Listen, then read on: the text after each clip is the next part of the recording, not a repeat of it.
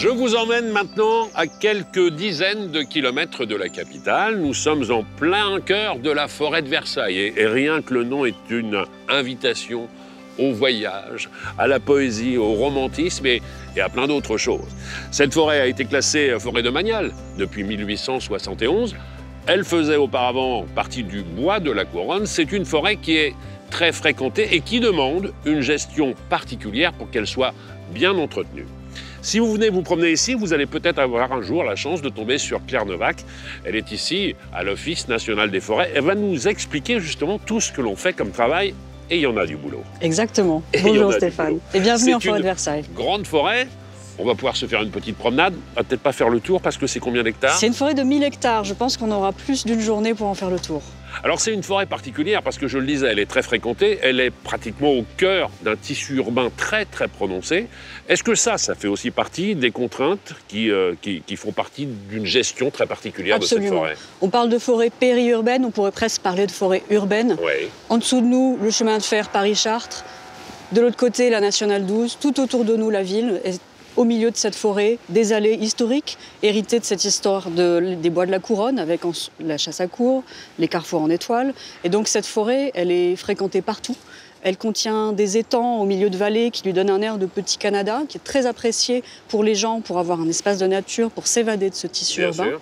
Et pour nous, forestiers, c'est enfin une forêt qui a effectivement des contraintes particulières. Déjà, des contraintes de sécurité, puisque tous publics, nous avons la responsabilité de l'accueillir dans de bonnes conditions de sécurité. Et puis, une contrainte de préservation des paysages. Ce sont des paysages qui sont liés à l'historique du domaine de Versailles, du château de Versailles, qu'on ne peut pas modifier de façon brusque. Et donc, on doit adapter notre sylviculture en étant fin et précis. On va rentrer au cœur de cet aspect sauvage et oublier le bruit qui est par là-bas pour s'intéresser justement aux différentes essences qu'il peut y avoir dans la forêt de Versailles.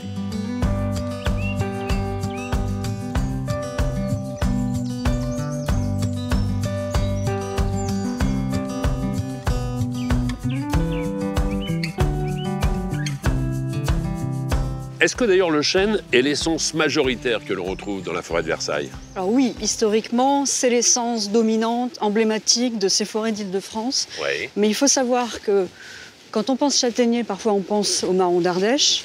En Île-de-France, c'est la deuxième essence d'arbre la plus commune derrière le chêne. Et en forêt de Versailles, elle représente même la moitié des arbres qui sont présents sur ce massif. 50% chêne, 50% châtaignier?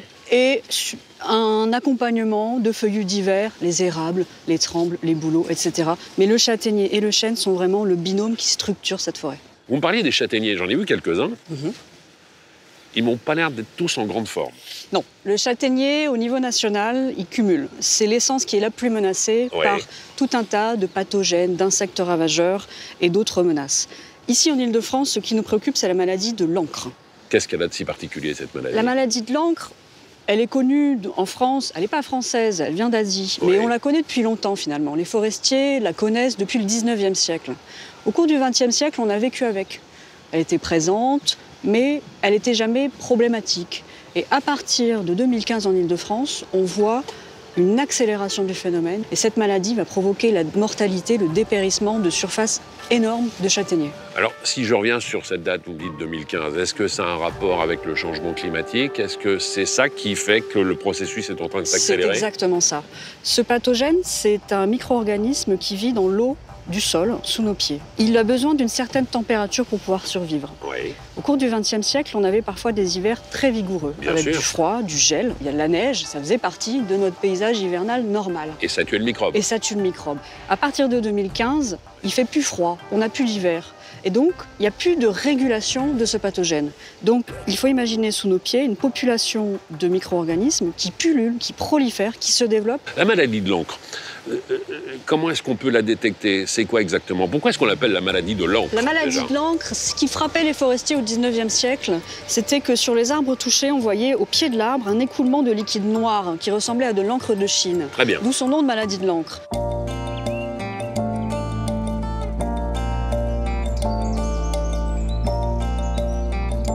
Les feuilles vont se recroqueviller elles vont tomber, les petites branches vont mourir, puis les grandes branches, puis l'arbre tout entier, avec des grandes zones sur lesquelles l'écorce va se décrocher et tomber au sol, et l'arbre va finir par s'écrouler et mourir. Et ce, sur de grandes zones. Aujourd'hui, finalement, cette maladie, elle va toucher quel pourcentage de châtaigniers implantés ici? Ce qui est très compliqué, c'est que la maladie évolue très vite.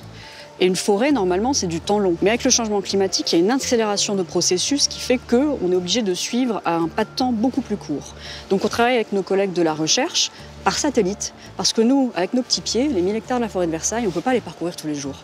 Donc on a besoin d'avoir cet appui de télédétection, de satellite, qui va nous aider à voir la vitesse d'expansion. Les dernières nouvelles ne sont pas très bonnes, puisque avec les campagnes de télédétection en 2020 et 2022, on estime qu'il y a déjà à peu près un tiers des châtaigneraies d'Île-de-France qui sont en train de dépérir. À partir du moment où on a détecté, est-ce que l'on peut opérer pour soigner l'arbre? Est-ce que l'on peut même éventuellement faire de la prévention? Ce serait magnifique si on pouvait traiter, mais la maladie est dans l'eau du sol. Il n'y a pas de moyen de traitement. Donc la première source de prévention, c'est que les forestiers encouragent le mélange d'essences. Pour que si le châtaignier a un problème, le chêne, l'alisier, le cormier, le charme, etc. puissent prendre la suite. Très bien. Et la deuxième source de prévention, c'est la protection de nos sols. Le sol, c'est le capital de la forêt. On a bien vu, le pathogène est dans l'eau est dans le sol. Partout où l'eau va s'accumuler, on va voir le déclenchement du dépérissement. On a évoqué aussi le fait que cette forêt est très fréquentée. Alors, il y a des passages de piétons, il y a des passages de vélos, il y a des passages peut-être aussi de voitures.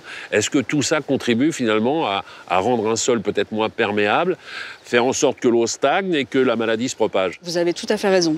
Les causes naturelles, comme la topographie, on ne peut pas agir dessus. Mais il y a aussi des causes humaines de dégradation des sols. Sur une forêt qui accueille tellement de visiteurs tous les ans, on a un effet tassement du public. Et on a, nous aussi, forestiers, une responsabilité, puisque quand un engin forestier lourd passe en forêt, si le sol est mouillé, le sol va être tassé par le passage de cet engin. D'accord. Donc le travail de prévention, c'est aussi pour nous d'intervenir avec nos engins en les faisant intervenir seulement là où ils ont le droit de rouler et surtout en travaillant sur sol sec pour ne pas avoir de sol fragile.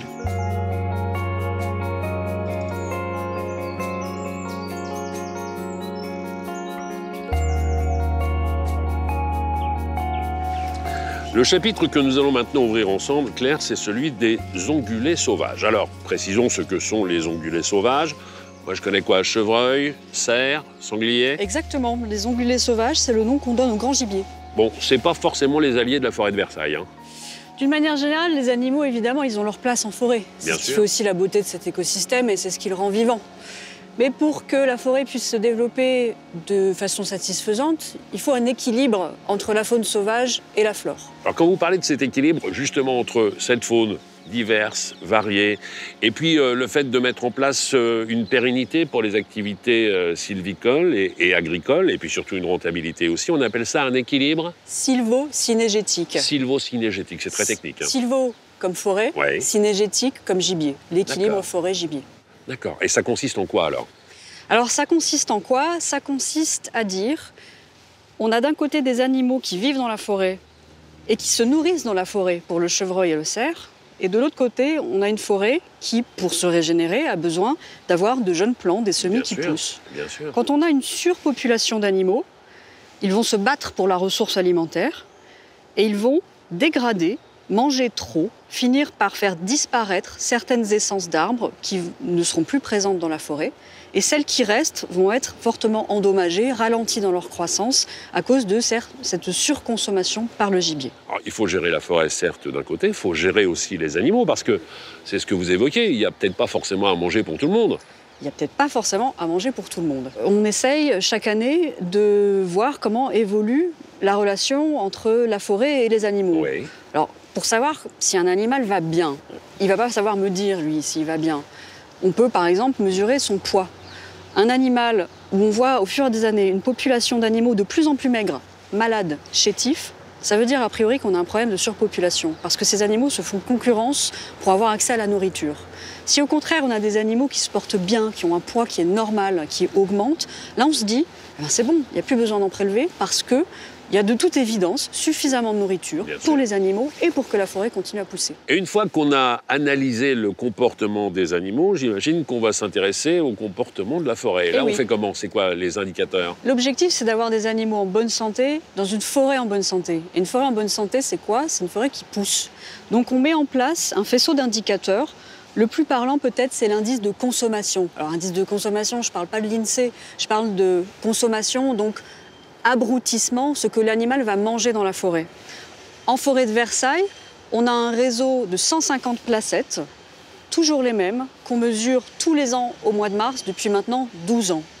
Et sur chaque placette, de 1 mètre sur 1 mètre, le forestier de terrain va venir regarder qu'est-ce qui pousse. Est-ce que j'ai de la ronce? Est-ce que j'ai du chêne? Est-ce que j'ai du châtaignier? Et il va regarder si ça pousse, est-ce que c'est endommagé ou pas. Et forêt de Versailles, là on peut dire qu'on a vraiment une présence du chevreuil qui est forte, puisque la tendance qui ne se dément pas, c'est que plus de 60% des jeunes semis, des plantes que vous voyez pousser en forêt de Versailles, sont mangées par le chevreuil.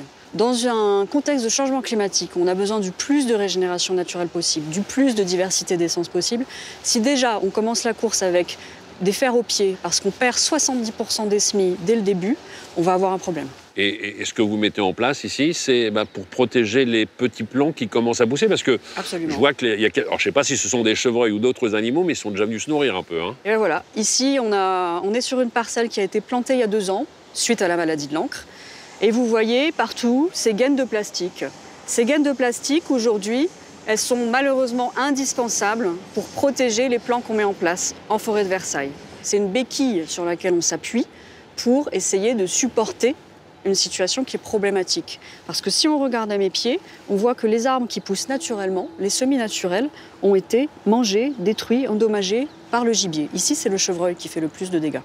Donc, je peux sécuriser mes plantations, mais partout ailleurs, il va bien falloir trouver cet équilibre entre la forêt et le gibier. Merci de nous offrir un si beau poumon de verdure en pleine ville. On a entendu passer le train Exactement. il y a encore quelques instants. Et je ne peux plus maintenant rentrer dans une forêt avec le même regard que celui que j'y avais encore il y a quelques mois. Et vous y êtes pour quelque chose. Vous m'avez ouvert les yeux sur justement ce trésor qu'il faut absolument préserver. Merci beaucoup, Claire. Merci à vous. Merci.